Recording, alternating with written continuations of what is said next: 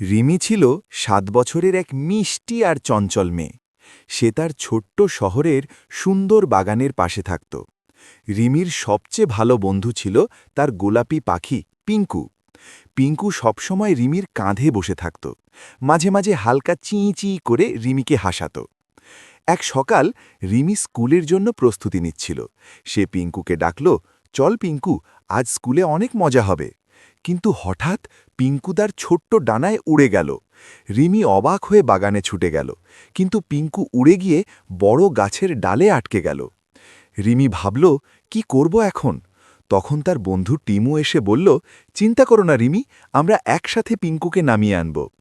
Temu সবসময় বুদ্ধি দিয়ে সাহায্য করত আর মজার কথা বলত। চলো, আমাদের অ্যাডভেঞ্চার শুরু হোক।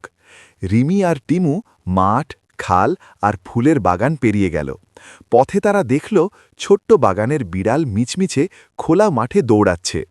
মিচমিচ দেখল পিঙ্কুর ভয় পেয়ে কাঁপছে। বিড়ালটিও হঠাৎ বলল, ভয় পেও না, আমি তোমাদের সাহায্য করব। রিমি ধীরে ধীরে গাছের দিকে উঠল। পিঙ্কু একটু ভয়ে চুপচাপ ডালে বসে আছে। রিমি বলল, ভয় নেই পিঙ্কু, আমি তোমাকে নিরাপদে নামিয়ে দেব। টিমু ঝুড়ি ধরে নিচে দাঁড়িয়ে রিমিকে সাহায্য করল। রিমি আস্তে আস্তে গাছের ওপর উঠল। পিঙ্কু হালকা ডানা ঝাপটিয়ে রিমির কাঁধে এসে বসল।